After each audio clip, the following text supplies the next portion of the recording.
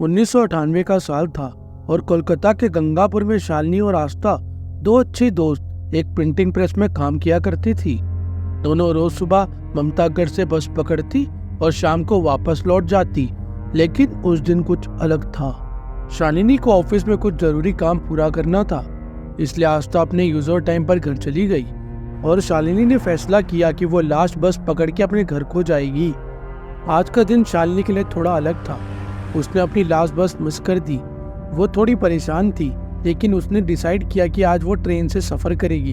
Howrah railway station पर पहुंचकर उसने टिकट को खरीदा और ट्रेन में चढ़ गई।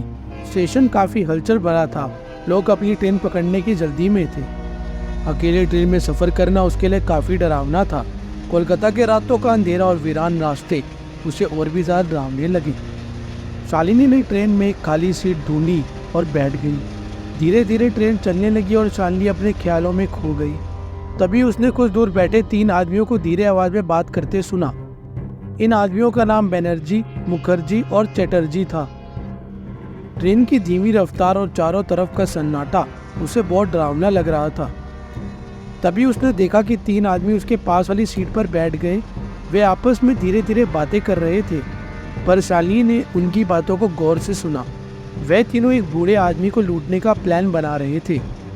उन्होंने मामागंज का जिक्र किया, जो शालिनी के लिए एक जाने पहचाने नाम की तरह था। उसने सुना कि वह कह रहे थे कि उस बूढ़े आदमी के पास बहुत सारा पैसा और कीमती सामान है और वो अकेले रहता है। साथ ही उस एरिया का सबसे अच्छा घर उसी का है।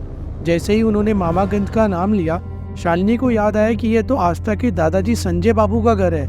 आस्था अपने दादाजी के बारे में हमेशा बातें करती रहती थी और शालिनी तुरंत समझ गई कि ये वही बूढ़े आदमी है। शालिनी का दिल जोर से धड़कने लगा। उसने देखा कि ट्रेन की रफ्तार धीमी हो रही है और अगला स्टेशन मामागंज ही है।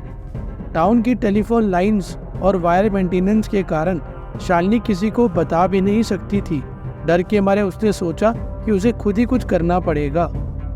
साथ ही उसने सुना कि चोरों ने यह प्लान किया है कि वह अपने दोस्त अर्नब के घर से हथियार लेने जाएंगे। यह सुनकर शालिनी को एक आइडिया आया। शालिनी हॉरर और सस्पेंस रेडियो शोज जैसे गुलगुले कहानीबाज सुनने की शौकीन थी। उसने डिसाइड किया कि वह भूत बनकर चोरों को डरा देगी। शालिनी चोरों से पहले संजय के घर के बाहर चली गई। शालिनी अपने प्लान को अंजाम देते हुए अपने बालों को चेहरे के आगे करके संजय के घर के आसपास घूमने लगी। उसने गली में चारों तरफ नजर दौड़ाई, फिर एक डरावनी आवाज में बोलना शुरू किया, तू गया, तू गया, तू गया, आमी बदला लेने आया, तू गया। उसकी आवाज गली में गूंजने लगी और चोरों को लगा कि ये कोई भूत है। पहले तो चोरों को लगा कि ये कोई नाटक है, पर जब शालिनी ने विश्वास के साथ चांद पर उंगली दिखाते हुए कहा, आज रात को चांद ग्रहण है और ये बदला लेने की रात, तब चोर वाकई डर गए और जल्दी से भाग निकले। शालिनी पास के पुलिस स्टेशन गई और सारी कहानी सुनाई। पुलिस ने उसकी बात मान ली और सुबह संजय के घर के पास गए। संजय को जब ये पता चला कि शालिनी आस्था की दोस्त है, तो उन्होंने शालिनी को इनाम दिया। आस्था भी वहाँ आई और शालिनी पर खूब गर्व महसूस किया। फिर दोनों ने डिसाइड किया कि ये कहानी किसी को नहीं बताएंगे, क्योंकि इससे शहर में अफरा तफरी मच सकती थी और चोर भी वापस आ सकते थे। इस कहानी को गोपनीय बनाए रखने के लिए सभी नाम और जगह बदल दिए गए हैं।